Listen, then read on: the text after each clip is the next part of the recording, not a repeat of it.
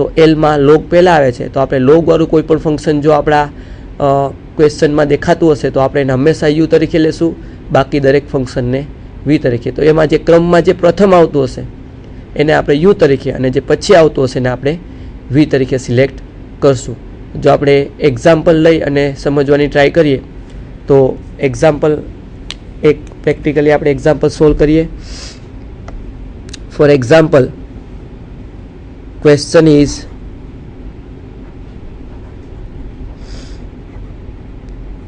evaluate integration x log x with respect to x। आ example है GTU में जुलाई 2010 में पूछाયેલ છે અને હું પાછો તમને ઇન્ટિગ્રેશન બાય પાર્ટ્સનો અહીંયા રૂલ લખું છું કે જે પીપીટીમાં એક સાઇનમાં મિસ્ટેક હતી।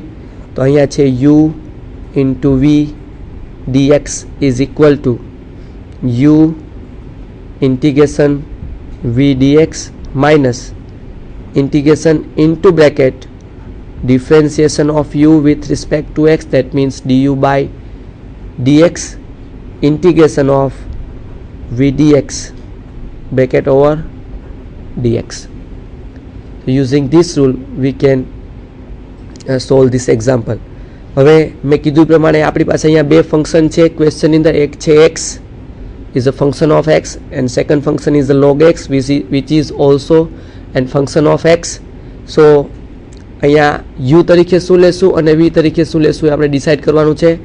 તો એક ફંક્શન છે x which is an arithmetic function, second function is log x। so as per our rule, as I told you, rule is L I A T E, okay।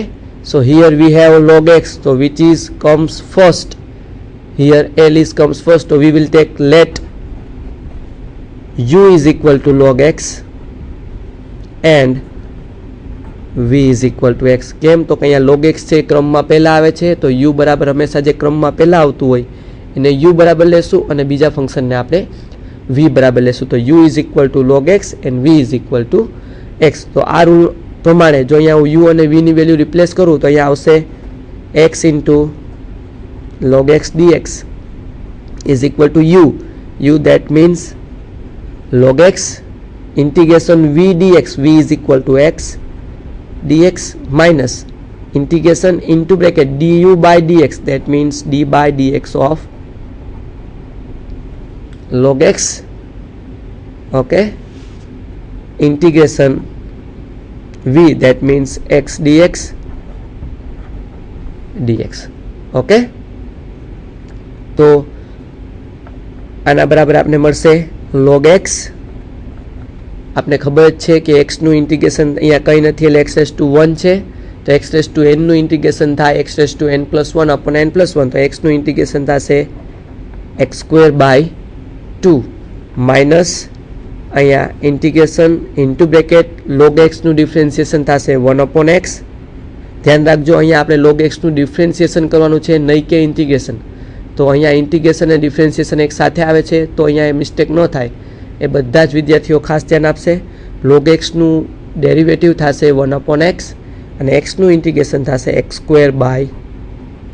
2, okay, dx, right. तो આપણે આના પછી આગળ next વસ્તુ જોશું તો આપણે idea આવશે, આનો આન્સર મળશે is equal two log x into x² 2 as it is એમનો જ રહેશે માઇનસ ઇન્ટિગ્રેશન અહીંયા હતું આપણે આગલા ટર્મની અંદર હતું 1/x into x² 2 તો આપણે મળશે x/2 into dx, okay। so this is equal to log x into x² 2 minus 1/2 ने हूँ इंटीग्रेशन बारे मूकीश आवशे x dx।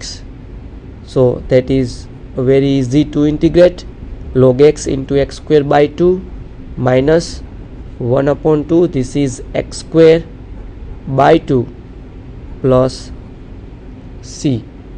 So if we put 1/2 common, we can take x square by 2 common. So x square by 2 into bracket log x minus 1/2 plus c, which is the answer of our question. So using the integration by parts method, we can easily calculate this kind of example. એક વસ્તુ બધા ખાસ ધ્યાન રાખશે કે આ પ્રકારના example છે જ્યારે આપણે જોશું તો આપણે પહેલેથી જ મગજમાં આઈડિયા ક્લિયર થઈ જવો જોઈએ કે આ એક્ઝામ્પલ આપણે ઇન્ટિગ્રેશન બાય પાર્ટ્સની મદદથી સોલ્વ કરશું. આ એક્ઝામ્પલ સબસ્ટિટ્યુશનની મદદથી થઈ શકે નહીં, કેમ કે જો આપણે log x ની જગ્યાએ t લેશું તો log x નું ડિફરન્સિએશન થશે 1/x, અને 1/x વાળું કોઈ પણ ટર્મ આપણા ક્વેશ્ચનમાં આપણે આપેલું નથી. તો આ પ્રકારના એક્ઝામ્પલ ઇન્ટિગ્રેશન બાય પાર્ટ્સની મદદથી જ થઈ શકે. તો એ વધારે ક્લિયર મગજમાં રાખવું કે આ પ્રકારના એક્ઝામ્પલ દેખાવમાં બિલકુલ નાના એવા લાગતા હશે, પણ એમાં આપણે આ એક જ મેથડનો યુઝ કરીને એક્ઝામ્પલ સોલ્વ કરવા પડશે કે જે બધા જ વિદ્યાર્થીઓ મગજમાં ધ્યાન રાખશે. તો એક વધારે એક્ઝામ્પલ લઈએ તો વધારે આઈડિયા આવશે.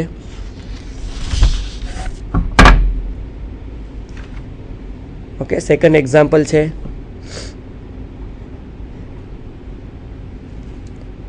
integration x into sin x dx. Okay, evaluate integration x into sin x into dx. આ એક્ઝામ્પલ પણ જીટીયુની અંદર જુલાઈ 2011માં પૂછાયેલો છે. તો એ પણ આપણે જોઈ લઈએ કે એમાં શું કરવું પડશે. તો અહીંયા આપણી પાસે બે ફંક્શન છે. ફર્સ્ટ છે x, which is arithmetic function. This is sin x, which is trigonometric function, and as per our rule L, I, A, T and E, here we have arithmetic is here and trigonometric is here. So arithmetic comes first in our order. So we will take u is equal to x and v is equal to sin x. So here let u is equal to x and v is equal to sin x. અને rule તો આપણે બધાને યાદ જ છે કે integration u into v dx is equal to u integration v dx minus integration du by dx integration v dx dx. Okay, તો આપને મળશે, જો અહીંયા હું યુની જગ્યાએ એક્સ ને વીની જગ્યાએ સાઇન એક્સ મૂકીશ એટલે મળશે x integration sine x into dx minus integration into bracket du by dx, that means d by dx of sine એક્સનું ડિફરન્સિએશન થશે cos x, sorry d by dx of x, u is equal to x integration sin x dx dx. Okay, તો એનાથી થોડા આગળ જાય એટલે આપને idea આવશે. that is equal to x sin x નું ઇન્ટિગ્રેશન થશે minus cos x, okay, minus integration of એક્સનું ડિફરન્સિએશન થઈ જશે 1, સાઇન એક્સનું ઇન્ટિગ્રેશન થશે minus cos x into dx. So this is minus x cos x, here is minus, here is minus, so minus minus plus integration cos x dx. પાછું તમને હું ફરી પાછું કહી દઉં કે અહીંયા એક્સ એ યુ હતો, વી ઇઝ ઇક્વલ ટુ હતું સાઇન એક્સ, તો સાઇન એક્સનું ઇન્ટિગ્રેશન થશે માઇનસ કોસ એક્સ, અને અહીંયા x is equal to you બરાબર હતો એટલે ડીયુ બાય ડીએક્સ એટલે કે ડીએક્સ બાય ડીએક્સ થશે 1, અને ફરી પાછું ઇન્ટિગ્રેશન ઓફ વી એટલે કે સાઇન એક્સનું ઇન્ટિગ્રેશન થશે માઇનસ કોસ એક્સ ડીએક્સ એટલે આવશે minus x cos x minus minus plus integration cos x dx. તો હવે બહુ ઇઝીલી આપણે ખ્યાલ જ છે કે કોસ એક્સનું ઇન્ટિગ્રેશન થશે sin x પ્લસ c. ઓકે, sin x નું ડિફરન્સિએશન cos x થાય તો cos x નું ઇન્ટિગ્રેશન sin x થાય. તો આન્સર આવશે માઇનસ એક્સ cos x પ્લસ sin x પ્લસ c. તો આ આપણો આન્સર થશે. આ આપણે મેથડ ઓફ ઇન્ટિગ્રેશન બાય પાર્ટ્સનો મદદનો યુઝ કરી અને આપણે એક્ઝામ્પલ સોલ્વ કરેલો છે. ઓકે, તો થોડાક આગળ જઈએ તો આપણે બીજી એક મેથડ તરફ હું મૂવ થવા માગું છું. નેક્સ્ટ મેથડ છે integration by method of partial fraction.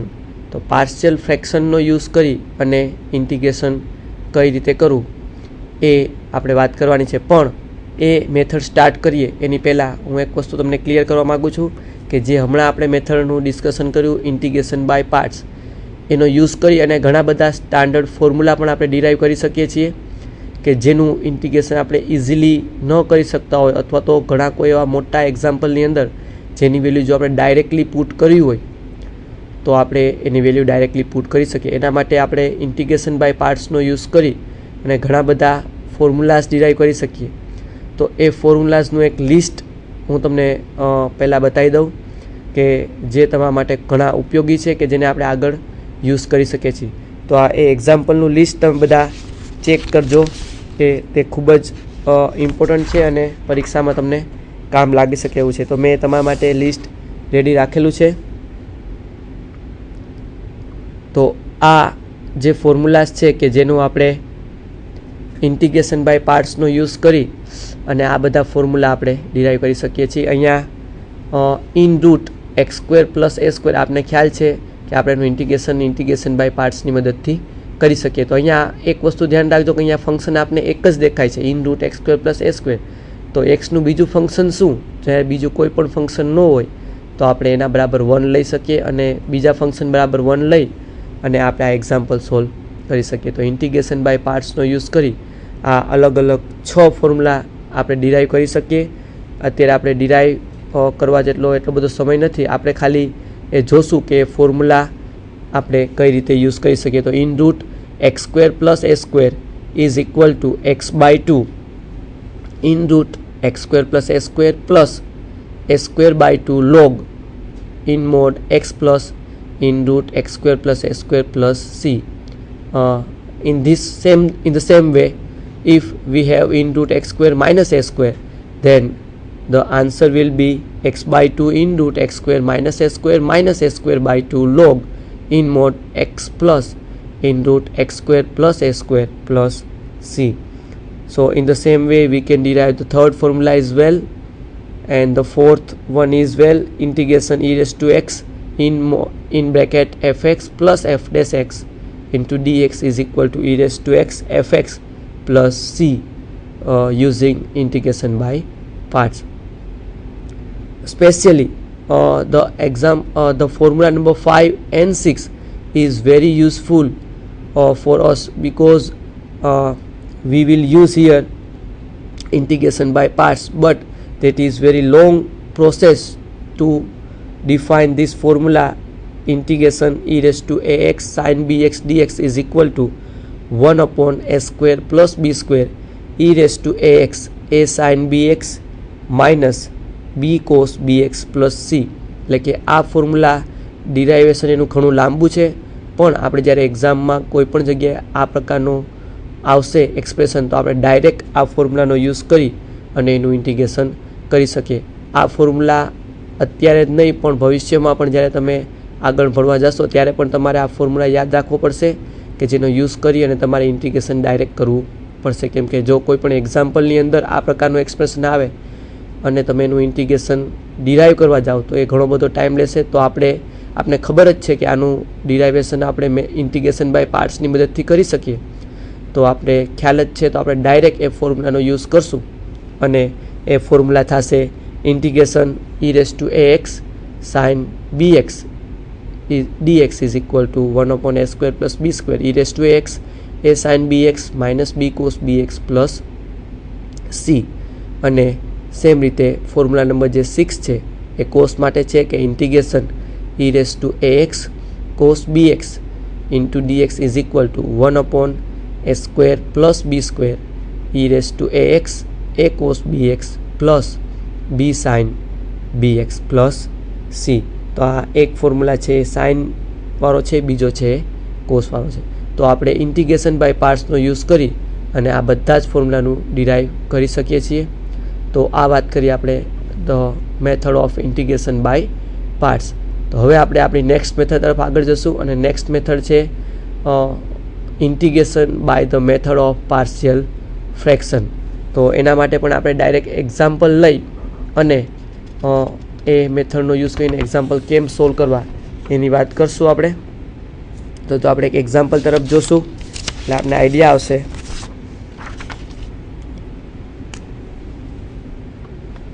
Question છે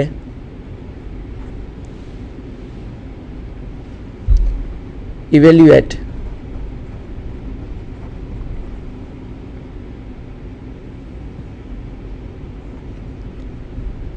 x plus 3 upon x minus 1 x minus 2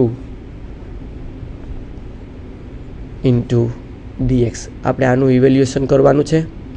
તો સૌથી પહેલાં એક વસ્તુ ક્લિયર મગજમાં રાખશું કે જ્યારે આ પ્રકારના એક્ઝામ્પલ હોય કે જેમાં ડિનોમિનેટરની અંદર લિનિયર ફેક્ટર રહેલા હોય, આ બધા લિનિયર એક્સપ્રેશન છે x minus 1 x minus 2, જો લિનિયર ફેક્ટર્સ હોય બધા, તો આપણે એ લિનિયર ફેક્ટર્સને એક સાથે લેવા કરતાં જો આપણે એને અલગ અલગ કરી નાખીએ તો આપણું ઇન્ટિગ્રેશન કરવું ખૂબ જ સહેલું પડી જાય. એટલા માટે આપણે પાર્શિયલ ફ્રેક્શનનો યુઝ કરશું કે જે આપણે અગાઉ આપણે જે લસ્સા લેવાની જે પ્રોસેસ હતી LCM, જેમાં આપણે LCM લઈ અને જે બંને છેદ અલગ અલગ હોય એને આપણે એક સાથે કરતા હતા. આ એનાથી બિલકુલ ઓપોઝિટ પ્રોસેસ છે which is called method of partial fraction. તો here before we solve the example we will take x plus 3 upon x minus 1 into x minus 2 is equal to, let's say, a upon x minus a plus b upon x minus 2. અહીંયા આપણે જે બંને ડિનોમિનેટરમાં જે બંને linear factors હતા x minus 1 અને x minus 2 બંનેને આપણે અલગ અલગ કરવા છે. તો બંનેને અલગ અલગ કરવા માટે suppose that this is equal two a upon x minus 1 plus b upon x minus 2. તો અહીંયા જો હું LCM લઈશ તો મને